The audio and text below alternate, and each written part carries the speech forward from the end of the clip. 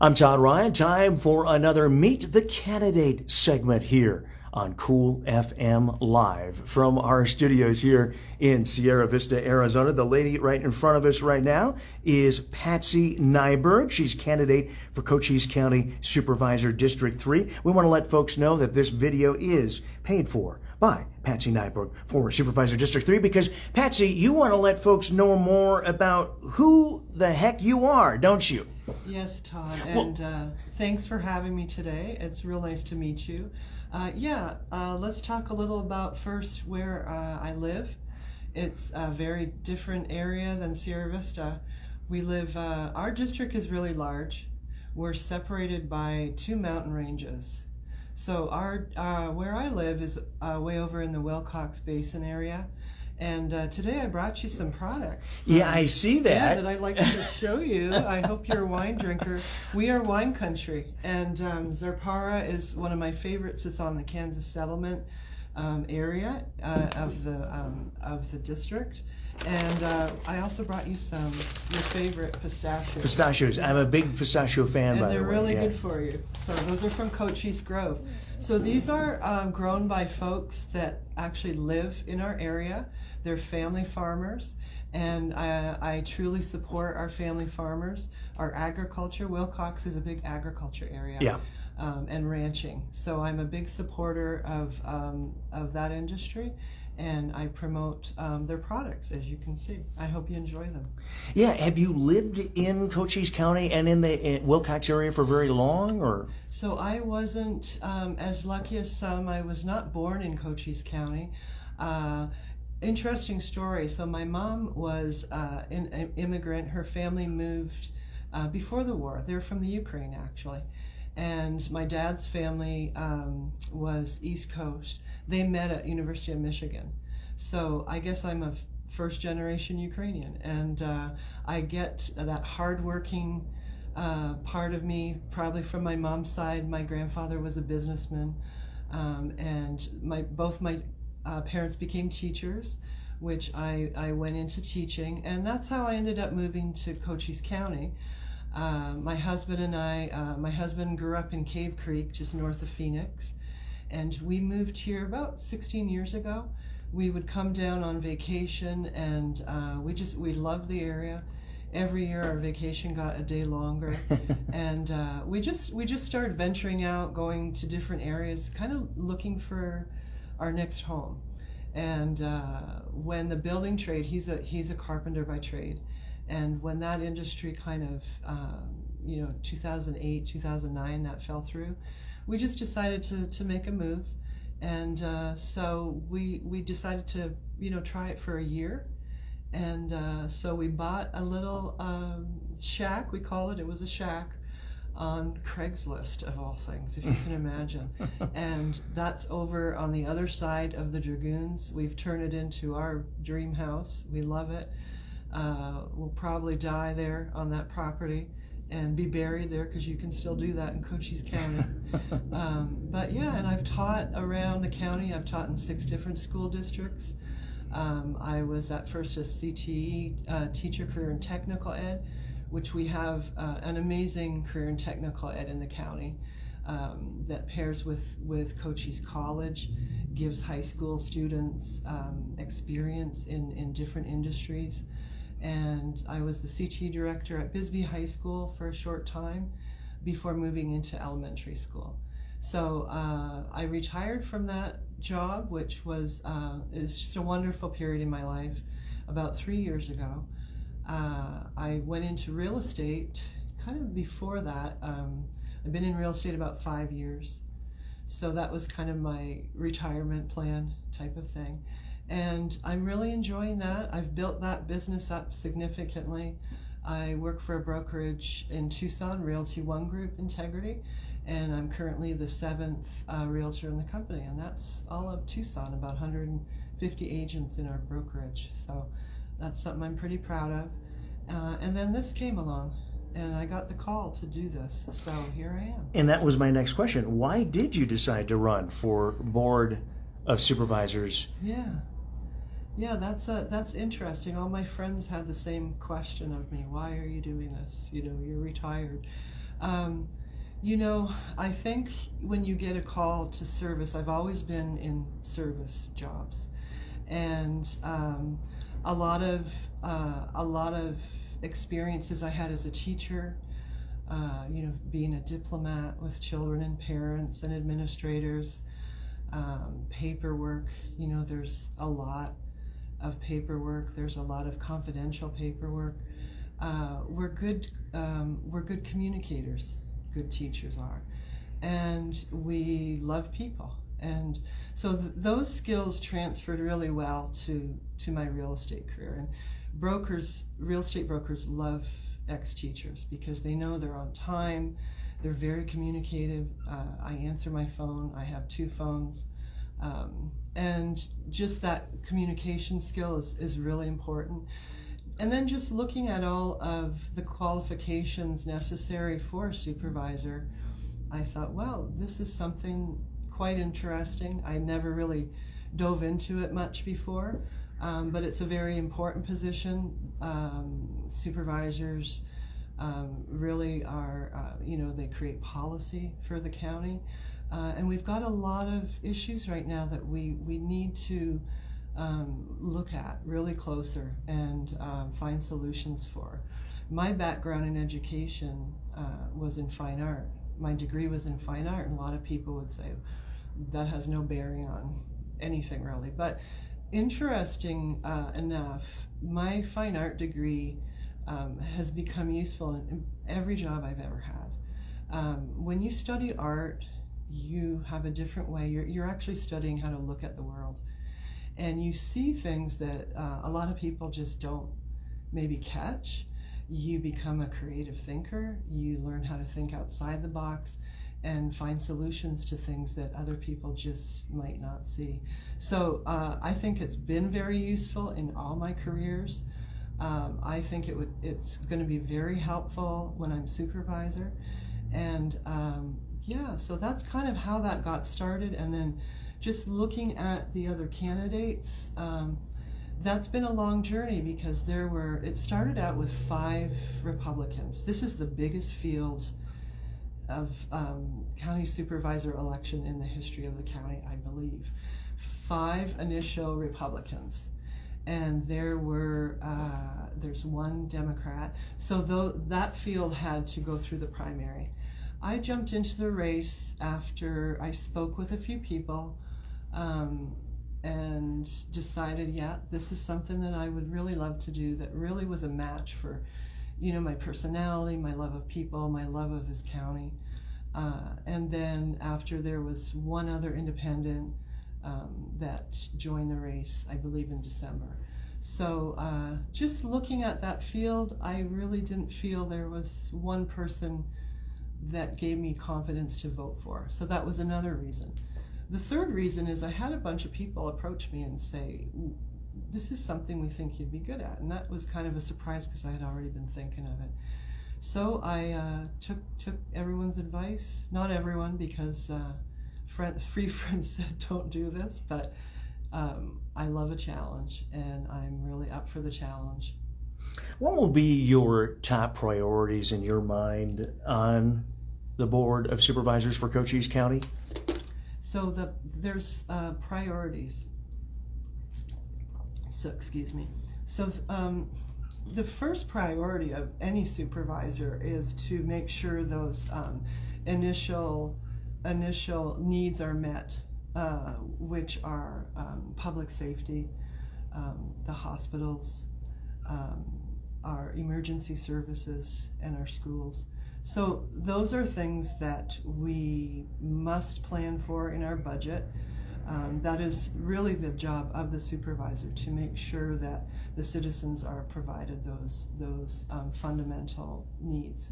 After that, I really feel it's time to really look at how the county is organized. We do have perhaps a little bit of training, just from being, in real estate, calling in the county offices to find information and hearing that from others that are, working on some building plans.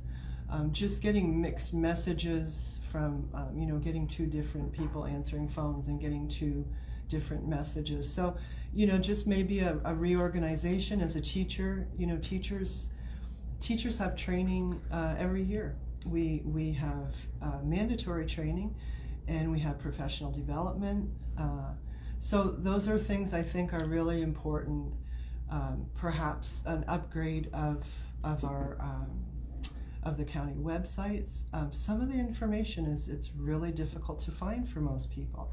Not everyone is as tech savvy as the next person. So I think information should be able to be found quickly.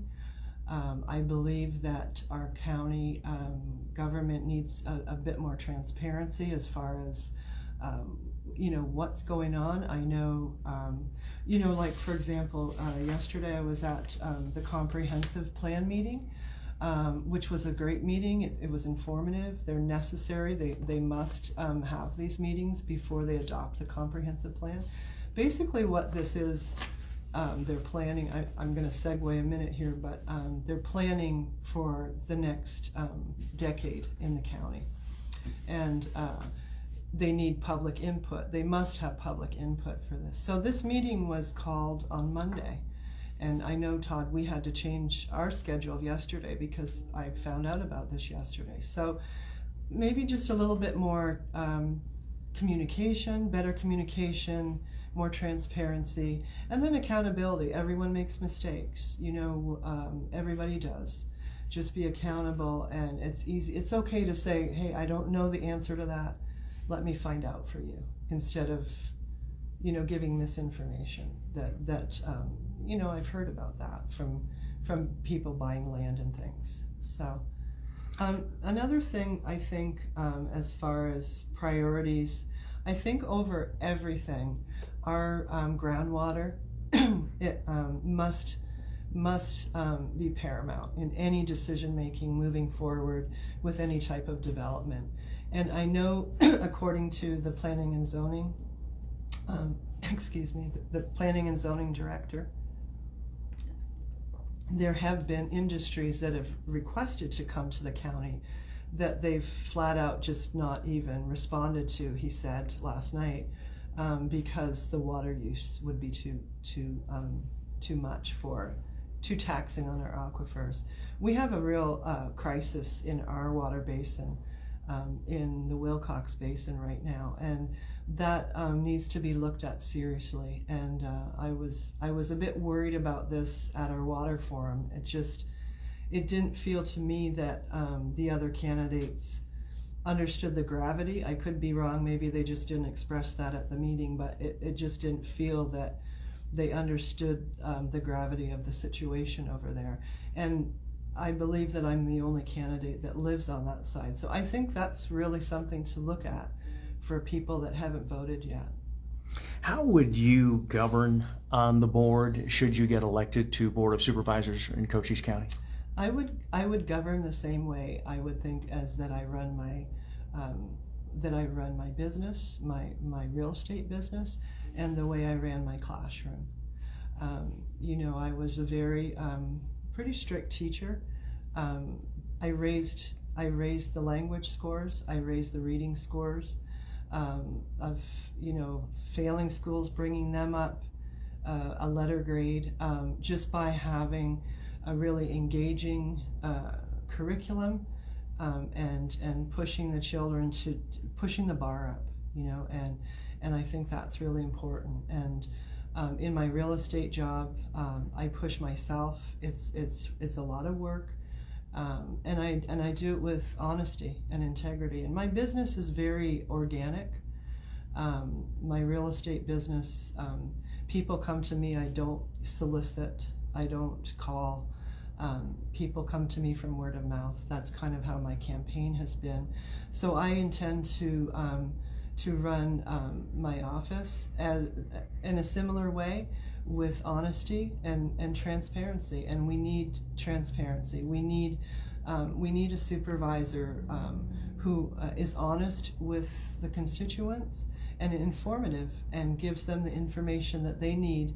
I'm going to be elected by them, So it's my job to let everyone know what's happening, and just to do that honestly with transparency. I think that's really important.